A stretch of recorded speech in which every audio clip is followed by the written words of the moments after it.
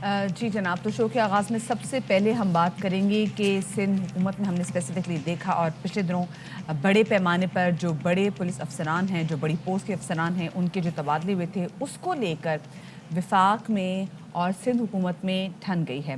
सिंध में पुलिस अफसरान के तबादलों के मामले पर विफाकी और सिंध हुकूमत ने एक बार फिर समाम देखने हैं, क्योंकि कहीं ना कहीं इनके आपस में हम देखते हैं कि क्लैशेस आ जाते हैं, फ्रिक्शन होती है, और इस बार भी ऐसा ही हुआ है कि सिंध हुकूमत और विफाक दोनों एक दूसरे के आमने सामने खड़े हैं। अच्छा, पहले फैसला सुनाया गया, लेकिन अब जो है वो वज़ीर आला साहब की जानिब से कह दिया गया है, इस्टेब्लिशमेंट डिवीज़न को वार्निंग दे दी गई है कि आप सियासत में ना आएँ और वफाकी हुकूमत और इस्टेब्लिशमेंट डिवीज़न को अगर लड़ना है तो सिंध हुकूमत से लड़ें, अफसरान को तंग ना किया जाए। मुराद अली शाह ने यह भी इल्ज़ाम लगाया कि सिंध से सियासी लोग लिख कर फरमाइश करते हैं कि फ़लाँ अफसर चाहिए और फ़लाँ नहीं चाहिए। वो कहते हैं कि ऑलरेडी सिंध में 20 ग्रेड के अफसरान की कमी है। बिल्कुल जी, और साथ में खैर ने क्या कहा, पहले आपको सुना देते हैं।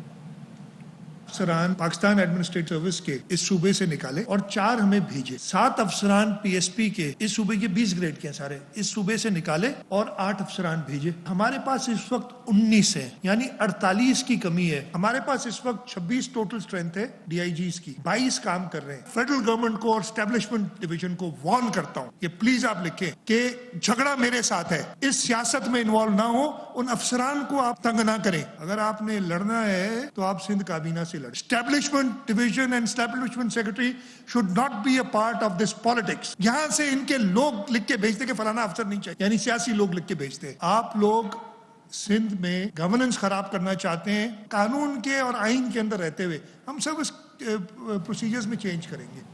अच्छा, ये सती कुछ बातें जो हैं वो बिल्कुल समझ से बाला तरह, जैसे हमने देखा कि सीएम सिंध मुराद अली शाह साहब ने इल्ज़ाम लगाया कि सिंध से सियासी लोग ख़त लिख कर फरमाइश करते हैं कि जी फ़लाँ अफसर चाहिए और फ़लाँ अफसर नहीं चाहिए। और जैसे आपने इनको सुना भी, वो कह रहे थे कि जी सिंध में ग्रेड 20 के अफसरान की कमी भी, और अफसरान विफाक के नहीं बल्कि फेडरेशन के मुलाजिम हैं।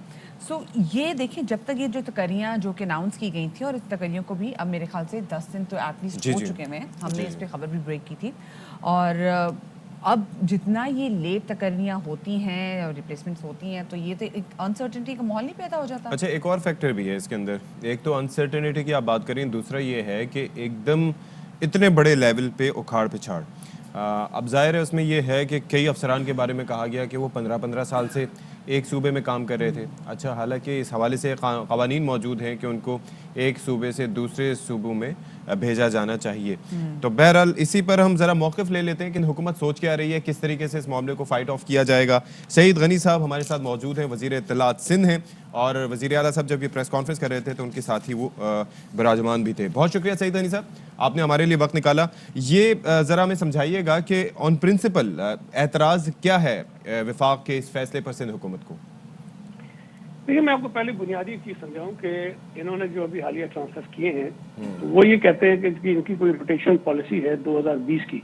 अच्छा, रोटेशन पॉलिसी जो है वो हमारी किसी भी कंसल्टेशन के बगैर बनाई गई, और पॉलिसी जो है वो कभी भी रूल्स को, कानून को, आइन को जो है वो अंडरमाइन नहीं कर सकती है, वो नीचे आती है। देखिए, जो तरीकेकार है ना, कॉन्स्टिट्यूशन सबसे ऊपर होता है, फिर आपके कानून होते हैं, फिर आपके रूल्स होते हैं, फिर आपके रेगुलेशंस होते हैं, फिर कहीं जाके पॉलिसी आती है।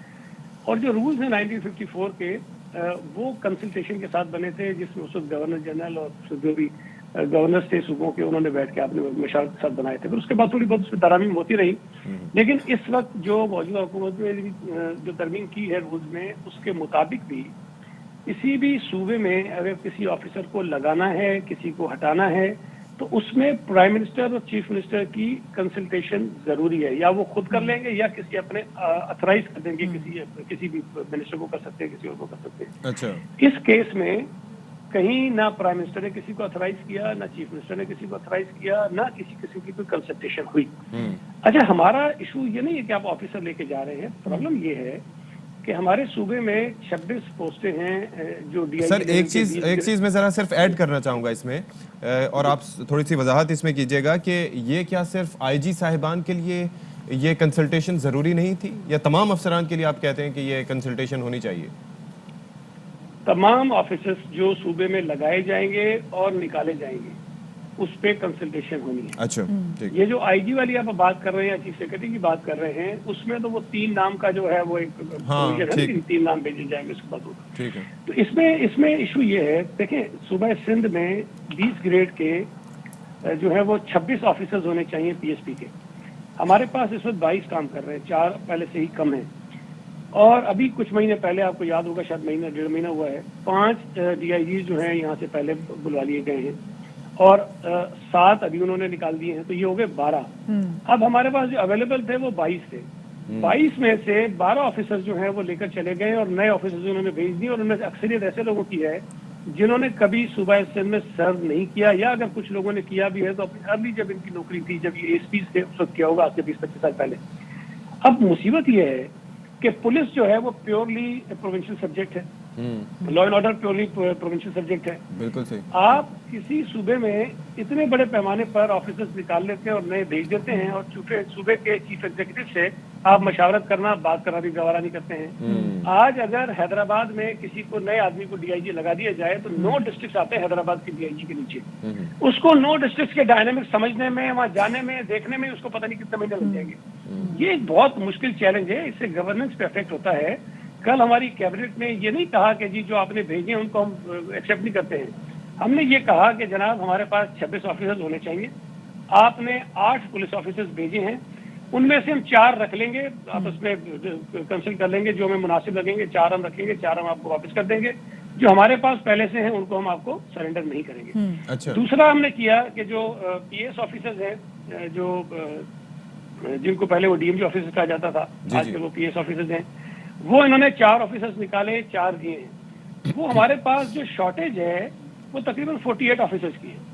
तो हमारे पास शॉर्टेज इतनी है, आप वो ऑफिसर तो दे नहीं रहे जो सिंध हुकूमत बार बार आपसे मांग रही है कि भाई हमें आप दे दें ताकि हम अपनी कमी पूरी कर लें। आपने 4 निकाल के 4 दे दिए। हम ये कह रहे हैं जो 4 आपने दिए हैं उनको हम रख रहे हैं, जो 4 आपने मंगाए वो हम हमको वापस नहीं कर रहे, इसलिए हमारे पास शॉर्टेज पहले बहुत ज्यादा है। तो आपको क्या लगता है अभी जैसे आप शॉर्टेज की बात कर रहे हैं और बहुत सारी तकर्रियाँ अब जो रुकी भी हुई हैं, तो उससे निज़ाम में थोड़ा बहुत खलल आएगा, थोड़ी अनसर्टेनिटी आएगी? देखिए, मैं समझता हूँ कि ये फेडरल गवर्नमेंट को सोचना चाहिए। ठीक है, आपको सिंध हुकूमत अच्छी नहीं लगती, आपको मुराद अली शाह अच्छे नहीं लगते, आपको पीपल्स पार्टी से बहुत नफरत है, लेकिन सूबा सिंध के लोगों से तो आपको नफरत नहीं होनी चाहिए। सूबा सिंध के लोगों के लिए मसाइल तो आपको पैदा नहीं करने चाहिए। इस वक्त सूबे में एक इलेक्टेड गवर्नमेंट है, आपको अच्छी लगे न लगे, कॉन्स्टिट्यूशन पोजीशन हमारे पास है, एक रोल है चीफ मिनिस्टर का, उसको आप इस तरह से बिल्कुल इग्नोर नहीं कर सकते हैं। आपने अगर कुछ करना भी है तो कानून, आइन और जो रूल्स है उसके मुताबिक कीजिए। अगर ये चले जो ऑफिसर्स निकाले, 5 पहले निकाले, 7 अभी निकाल दिए, 12 ऑफिसर्स हमारे लेके चले गए, भाई अगर आप पूछ लेते, बात कर लेते तो क्या हाल होता? अच्छा, वैसे सईद वनी साहब, ये एक चीज मुझे बताइएगा कि ये आपसे पूछा नहीं और उन्होंने फैसला कर दिया, तो दैट मीन्स कि उनके पास अथॉरिटी किसी लेवल की थी कि वो डिसाइड कर बैठे हैं कि ये कर दिया है। अब आप कह रहे हैं हमने अफसरान को नहीं देना, तो लीगली ये जो स्टैंड ऑफ है इस पर आपकी पोजीशन कैसे क्लियर होगी, कैसे आप अपनी बात मनवाएंगे? नहीं, अथॉरिटी तो देखिए अगर होती भी है तो उसके कुछ तकाजे उनको पूरे करने हैं ना। हाँ। आप चीफ मिनिस्टर से मशावरत कर लेना, आप उन्हें बताएं कि जी आपके ये ऑफिसर हम लेके जा रहे हैं, ये ऑफिसर आपको देके जा रहे हैं या देने जा रहे हैं। चीफ मिनिस्टर आपको कह देता जनाब ये 8 की लिस्ट में से ये 4 ठीक है, लेकिन 4 को दूसरे दे दीजिए आप। ये जो 8 लेके जा रहे हैं इनको इस तरह ना लेके जाइए, इसको 1 महीना करके लेके जाइए, कोई साइकिल बनाया। लेकिन सईद भाई वो बात आपकी समझ आ गई, मैं ये कह रहा हूँ कि अब आगे किस तरीके से आप अपनी बात मनवाएंगे? देखिए, हम तो जो 1954 के रूल्स हैं उसके मुताबिक बात कर रहे हैं, और मैं आपको फिर बता रहा हूँ कि पॉलिसी किसी भी रूल को अनडू नहीं कर सकती। ठीक है, रूल्स की कोई एक अपनी हैसियत होती है, पॉलिसी रिलेटिवली उससे निचली सतह की चीज, और अभी 2020 में बनाई गई है। जो रूल्स बनाए गए थे वो मशावरत के साथ बनाए गए, जो पॉलिसी बनाई गई है वो हमसे मशावरत नहीं की गई है। तो एक चीज जो फेडरल गवर्नमेंट ने खुद तय कर ली, खुद बना ली, उस पर अमल दरामद भी खुद ही कर रहे हैं, तो आप किसी सूबे को कॉलोनी तो ना बनाए ना अपनी। आप कम से कम जो रोल हमारा है, जो इलेक्टेड गवर्नमेंट है, जो लोगों की हुकूमत है, कम से कम उससे मशवरा आपको करना चाहिए। जो आगे की बात आप पूछ रहे हैं, देखिए हमने तो जो कुछ किया है, एक खत उनको लिखा, उसमें रूल्स मेंशन कर दिए हैं, उसमें चीफ मिनिस्टर, प्राइम मिनिस्टर की जो कंसल्टेशन का एक किरदार, जो एक इम्पोर्टेंट चीज है वो हमने मेंशन कर दी है। अब उसका जवाब देखें वो क्या देते हैं। मैं आपको सिर्फ एक मिसाल और दे दूं साथ में। देखिए, सूबा सिंध में आईजी अगर हमें बदलना हो तो हमें 8 महीने तक जो है ना वो नाक रगड़नी पड़ती है, पता नहीं क्या क्या चीजें होती हैं यहाँ पे।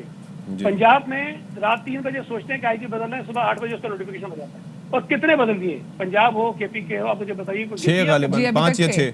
देखिए, ये इस तरह से तो नहीं हो सकता ना कि आप केपी के को, पंजाब को किसी और तरह ट्रीट करें और सिंध में चूंकि आपकी पार्टी की हुकूमत नहीं है, किसी और तरह ट्रीट करें। यहाँ अगर आप अपने ऑपोजिशन में बैठे हुए मेंबर्स के रिकमेंडेशंस पर लोगों को भेजेंगे और उनको लेके जाएंगे, तो माफ कीजिएगा, इस तरह से चल नहीं सकता निजाम। अच्छा, तो सईद हनीफ साहब क्या समझते हैं, आप लोगों के पास वे आउट क्या है? कल तो आप लोगों की सिंध कैबिनेट ने एक अहम डिसीजन ले लिया है कि जो तकर्रियाँ इनको रोक दिया जाएगा, लेकिन अगर विफाक जो है वो चीफ सेक्रेटरी ऑफिस से ऑर्डर जारी करवा दे तो सिंध हुकूमत का पे क्या लाएमल होगा? देखिए, उस ऑर्डर की कोई हैसियत नहीं है ना। देखें, अब जो ऑफिसर्स हैं उनका इसमें कसूर कोई नहीं होता। सिंध हुकूमत की जो कैबिनेट है उसने डिसाइड किया कि हम आपको रिलीज नहीं करेंगे। अब वहां से अगर वो शौकात इशू करना है तो भाई हमें करें ना, कैबिनेट को करें, चीफ मिनिस्टर को करें। आप उस ऑफिसर को क्यों करते बेचारे को जो यहाँ फंसा हुआ पीछे?